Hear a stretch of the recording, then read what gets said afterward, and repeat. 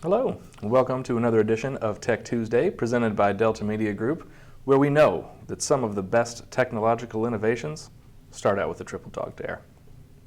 So today we're going to go in and go over the MarketWatch report system. So you can create MarketWatch reports in a couple different ways, and we've gone over it a handful of times before, but we kind of keep hitting these subjects as we add things to them. So let's go into the DeltaNet, take a look.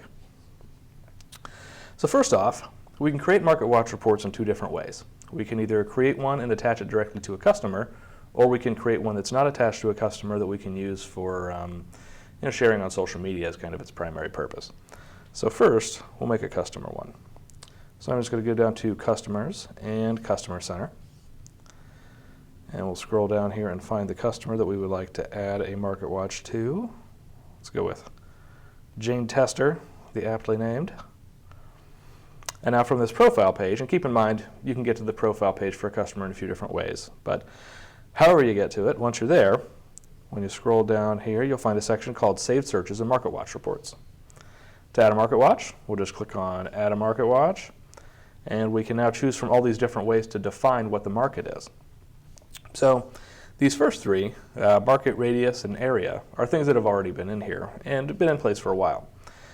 Boundary is the thing that we just added. So we'll go ahead and take a quick look at each one of these, and then boundary is kind of the one we'll focus on. So first, if I pick market, I now get an autocompleter here at the top. And keep in mind this is, as always, test site, so there's not real data there. But if I type in the name of a city or a zip code or a school district, it'll bring it up in the autocompleter, and then I can select what I want from the autocompleter. Option number 2 is radius, exactly what it sounds like. I can define the center of my map, or just the center of my circle, and then just grab that handle out there, and I can make it as big or small as I want. I can also recenter the map on a specific address if I want, which is kind of handy. So if somebody is interested in the market within 5 miles of their home or 5 miles of their work, it's fairly easy for me to do that. So you can see down here it counts the actual radius. So if we go out to here, here, there we go. So 5 mile radius around roughly-ish the center of Canton. If somebody lived in East Canton and they wanted to know, everything that's 5 miles of East Canton, you could just move that around. So that is radius. Next, by area. Area allows you to define a polygon, and this is really nice for looking at a specific neighborhood.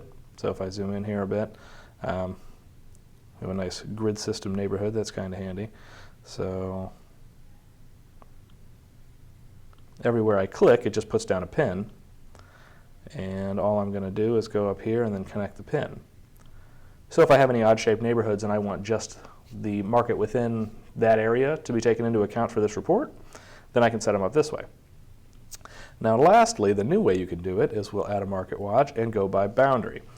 So boundaries are pretty cool. What we're doing here is we are using government location data and government boundary data to actually determine boundaries of specific markets.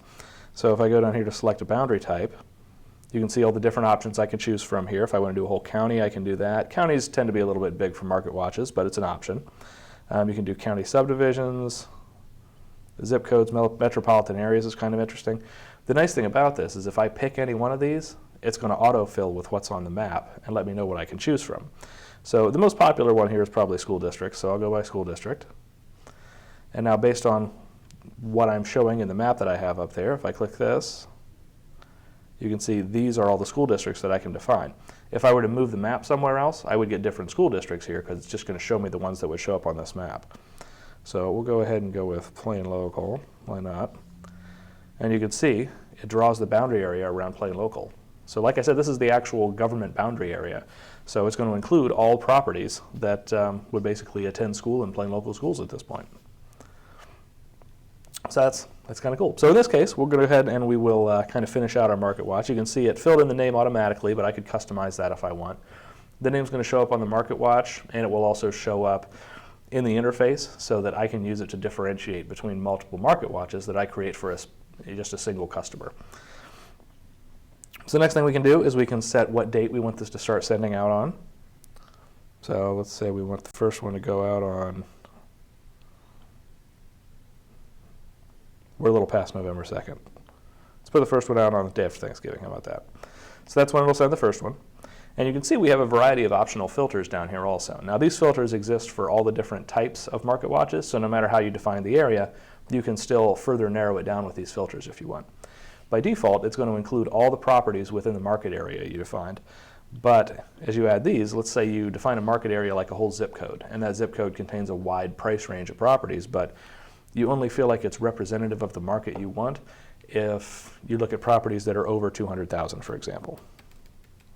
So I can fill in the minimum price. If there's no maximum, I could leave that blank, and that gives me a better representation of the market that I want this report to focus on. And you can look through all these. You can see that, home size, bedrooms, bathrooms, acreage, all these things are things that you can put in and define here. So there you go. And once you have this all filled out the way you want, you just click Done, and that creates your market watch. So at this point, we can set the frequency. So this one's set up for the customer. Automatically, it's going to send on the first day I defined, and then it's going to send out monthly after that. So it'll go out on the first day I defined, and then a month later it'll send another one, and each one will have updated data. If I wanted to send more or less frequently, I can click on my frequency drop down here. I can go with weekly, bi-weekly, or I could even do quarterly if I want just a longer range between these market watch reports. Now if I want to see what it looks like, I can click on Preview, and we'll preview it in the browser to take a look at it. And you can see Plain Local School District Market Watch, and my custom name would have gone there if I had filled one in. And this one's a terrible example because there's no information in Plain Local Schools. But like I said, it's test data, so we're always rolling the dice with the examples. But this gives you an idea of the kind of sections that'll appear on it. So it'll have some market trending graphs at the top. It'll have a just listed section, a contingent section that just displays contingent listings, one that just displays pending listings, and it'll also have some kind of sample listings on the market over here along with your branding. So those are pretty cool. And the nice thing about market watch reports is the thought is that anybody is interested in those. If you just bought a house, you're still interested in what's happening in your market, just like if you're in the market to buy a house or in the market to sell a house. So these are kind of nice because they sort of apply to everybody. So that is how you create a market watch attached to a customer. Now the next thing you can do is I'm going to go down here to Listings, and we'll go down here to Market Watches. So from here I can create sort of independent market watches, and because these aren't attached to a customer, I can regenerate these whenever I want, and I can share them out with social media from here. Another option I have is that if you watch any of the previous Facebook Auto Connector videos, I can actually set it up so that when these market watch reports automatically generate, they'll post to my Facebook page automatically also. So to add one, it's exactly the same process as adding one to a customer, so I'll just click Add a Market Watch. This one I'll go ahead and do by market, why not? I'll type in a city name, pick my city. Now in this case it says begin sending date, but this one's not actually sending out on its own, so this is the date that the report is going to be generated. And it'll use that date for kind of the basis of when it should regenerate each time. As I go down here, I have all the same options to narrow it down if I want. And you can see I kind of passed this over last time, but latest listing updates, so this is how far back the most recent listings go on these. And we'll go with Done. Just like the other one, we can give it a title, Market Watch Title. And the interval means it's going to regenerate it monthly. So again, it doesn't actually send, so it just regenerates it at that interval. And create Market Watch. The aptly named Market Watch title. So there it is. We're set to auto post to Facebook.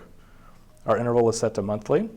And the next time it's going to regenerate is December 31st. Now you can see it will initially, so we set up an initial date for it to generate, but really if I click on preview, that's going to generate the first one. So that's why it says you have to preview it before sharing. That actually generates the initial market watch. So we'll click preview. We'll see if this one looks a little prettier than the other one. Or maybe it doesn't load at all. It's going to be very exciting. There we go.